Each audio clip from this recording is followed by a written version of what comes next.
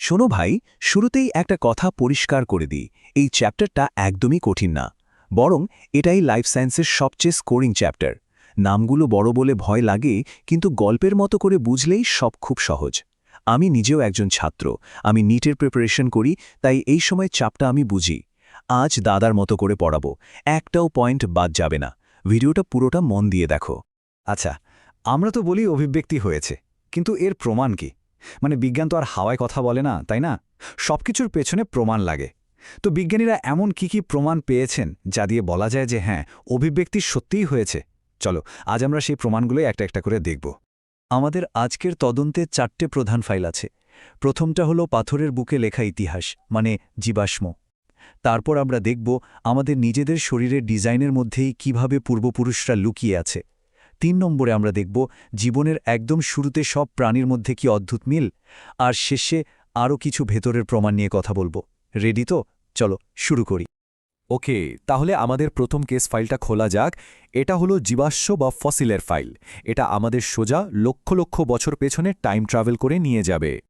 তো এই জীবাশ্ম বা ফসিল জিনিসটা আসলে কি? খুব সহজ করে বললে, লক্ষ লক্ষ বছর আগে যে সব জীব পৃথিবীতে ছিল, তাদের দেহ বা পায়ের ছাপ যখন মাটির নিচের পাললিক শিলাস্তরের মধ্যে চাপা পড়ে ধীরে ধীরে পাথরের মতো হয়ে যায়, সেটাই হলো জীবাশ্ম।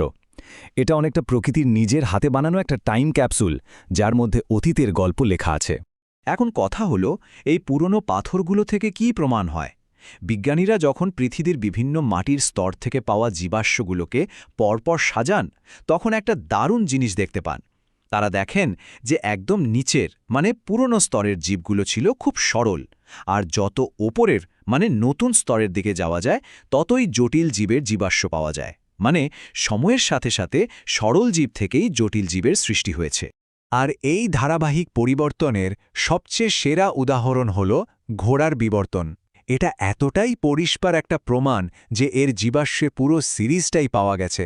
প্রায় 5.5 কোটি বছর আগে ছিল ছোট্ট ইওহিপ্পাস, তারপর এলো মেসোহিপ্পাস, তারপর মেরিচিপ্পাস, তারপর প্লায়োহিপ্পাস, আর শেষে আজকের দিনের আধুনিক ঘোড়া ইকোয়াস।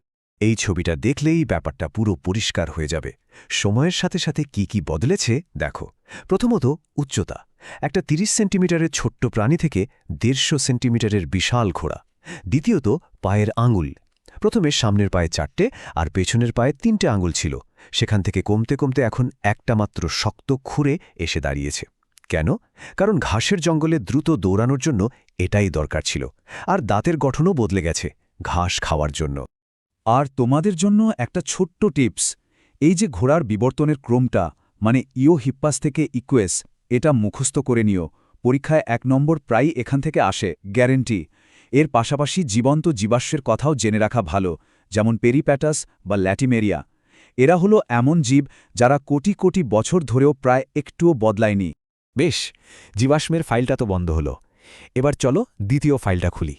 এবার আমরা আর মাটির নিচে যাব না, বরং আজকের দিনের জীবন্ত প্রাণীদের শরীরের মধ্যেই অভিব্যক্তির প্রমাণ খুঁজব। এখানে দুটো শব্দ আমাদের খুব ভালো করে বুঝতে হবে, সমজাতীয় অঙ্গ আর সমরূপী অঙ্গ।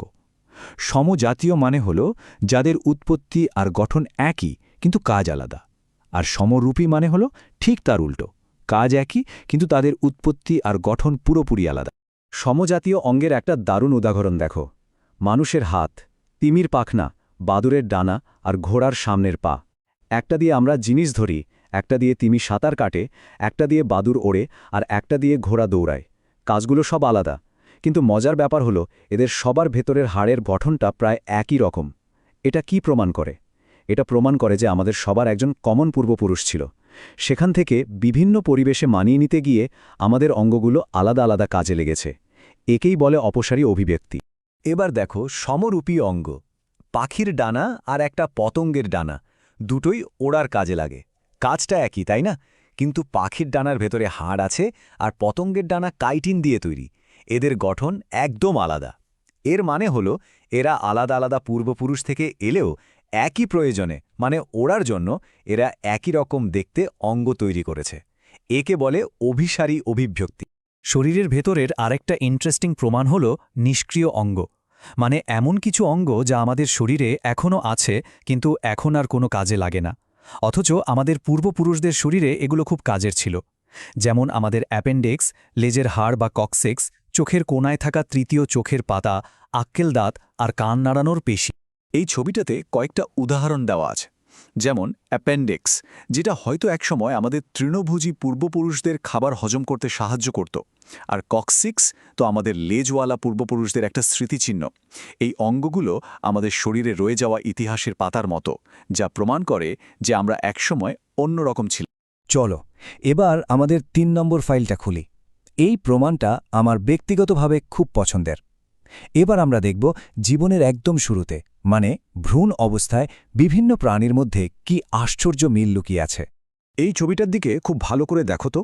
এখানে মাছ, স্যালামান্ডার, কচ্ছপ, মুরগি, খরগোশ আর মানুষের ভ্রূণকে পাশাপাশি দেখানো হয়েছে। প্রথম সারিতে দেখো তো, এদের মধ্যে কি কোনো পার্থক্য করতে পারছো? প্রায় অসম্ভব, তাই না? সবারই একটা লেজের মতো অংশ আছে, ফুলকা ছিদ্রের মতো গঠন আছে। এটা কি প্রমাণ করে?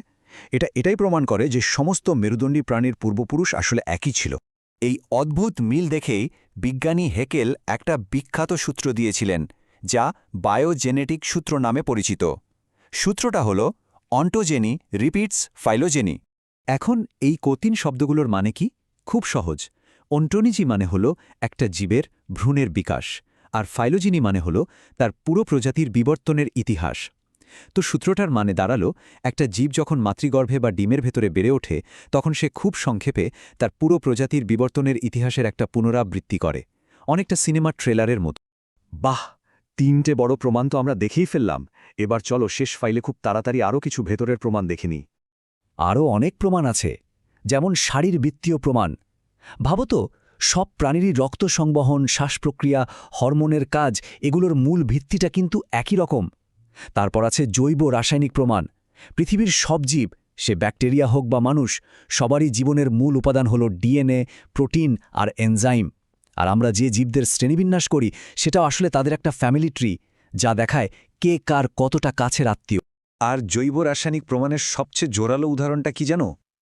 মানুষের ডিএনএর সাথে শিম্পাঞ্জির ডিএনএর মিল হল ৯৮%-রও বেশি। ভাবা যায়?